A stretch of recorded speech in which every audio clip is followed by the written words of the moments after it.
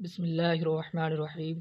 عزیز طلباء، آج ہم سبق نمبر 2 میں حروف تہجی کے باقی حروفوں کو لکھنے کا صحیح طریقہ سیکھیں گے۔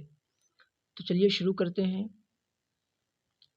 تو سے تو کا طریقہ یہ ہے کہ آپ اسے دوسرے اور تیسرے لائن کے درمیان صاد کے سرے کی طرح بالکل بنا لیں گے۔ اس کے بعد الف بنا لیں گے، یا آپ پہلے الف بنا لیں، اس کے بعد صاد کے سرے کو بنا لیں۔ عین کا طریقہ یہ ہے کہ عین کے سرے کو آپ پہلے اور دوسری لائن کے درمیان سے شروع کریں۔ یاد رہے یہ والا سرا اس سے تھوڑا لمبا ہونا چاہیے۔ اس کے بعد جیم کے پیٹ کی طرح آپ کو اسے بھی بنا لینا ہے۔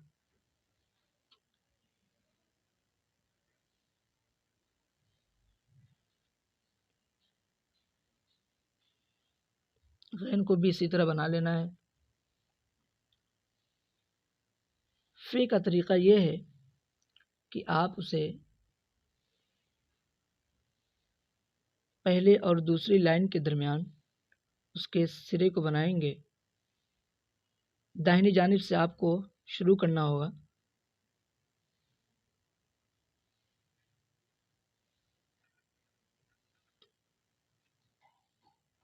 بعض بچوں سے یہ بائیں جانب کے ادھر سے شروع کرتے ہیں تو اس سے دقت ہو جاتی ہے بنانے میں، تو آپ اسے دائیں جانب سے شروع کریں گے۔ اسی طریقے سے کاف کو بھی دائیں جانب سے شروع کرتے ہوئے اس کو اوپر سے ہی ہمیں راؤنڈ دینا ہوگا اور لا کر چوتھے لائن میں ملا دینا۔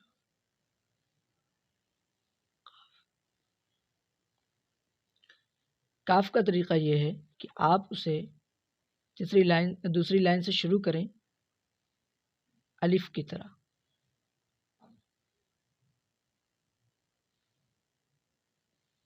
لیکن اسے چوتھے لائن میں ملاتے وقت راؤنڈ دے دیں۔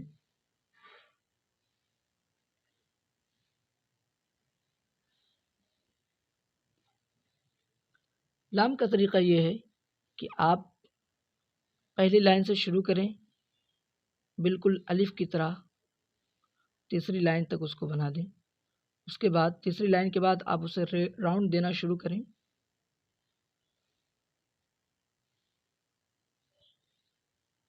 میم کا طریقہ یہ ہے کہ آپ پہلی لائن کے اوپر اس طرح بنانا ہے آپ کو، اس کے بعد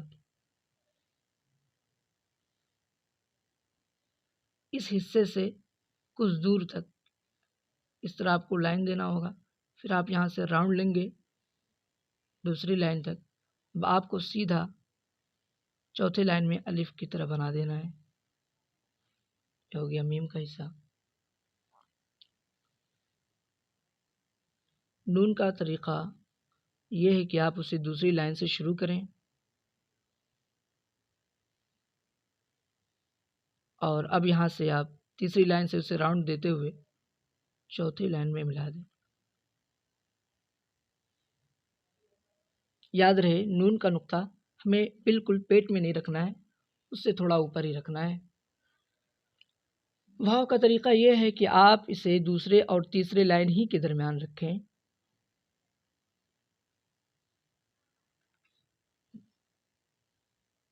اور ہا کا بھی یہی حال ہے، آپ اسے 6 کی طرح پہلے بنا لیں اس طرح، اور پھر اس طرح اس کو ملا دیں۔ یہ ہا ہو گیا۔ دو چشمی ہا، اس کا طریقہ یہ ہے کہ آپ یاد رکھیں جس طرح ہم نے واو کو یوں بنایا ہے تو یہ جو ہم نے راؤنڈ دیا ہے اس طرح ہم اس کو بنائیں گے۔ اس سے کیا آسانی ہوگی آپ کو بنانے میں، تو آپ اس کو پہلے یوں راؤنڈ دے لیں، اس کے بعد پھر ادھر سے بھی ویسے راؤنڈ دے دیں، تو یہ آپ کا تیار ہو جائے گا۔ حمزہ کا طریقہ یہ ہے کہ آپ اسے پہلے اور دوسری لائن کے بیچ میں عین کے سرے کی طرح بالکل اس کا سرا بنا لیں اس طرح. اس کے بعد آپ تیسری لائن ملا کر حمزہ ہو گیا. یہ کا طریقہ یہ ہے کہ آپ پہلے اسے تھوڑا ٹیڑھا لائن کرو اسے دیں یوں، اس کے بعد یہاں سے پھر تھوڑا اس کو کرو دے کر چوتھے لائن میں یوں ملا دینی ہے. بڑھئے کا طریقہ یہ ہے کہ آپ اسے تیسرے اور چوتھے ہی لائن کے درمیان رکھیں.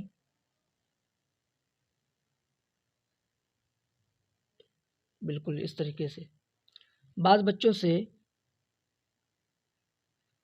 اس طرح بناتے ہیں، حالانکہ یہ دوسرا حرف ہے، یہ ایک دوسرا حرف ہے. اب یہاں ہم اگر نقطہ رکھ دیتے ہیں تو یہ نون اور یہ بڑی ہو جاتا ہے. تو یاد رکھیں یہ والا سرا ہمیں نہیں بنانا ہے کیونکہ یہ ایک دوسرا لفظ ہے، صرف ہمیں یہ بنانا ہے بڑیے میں. یہ والا حصہ یہ بڑھیا کہلاتا ہے. اب اگر ہم اس کے اوپر یوں بنا دیں گے تو یا تو یہ ٹیک بن جائے گا یا تو یہ نون بن جائے گا.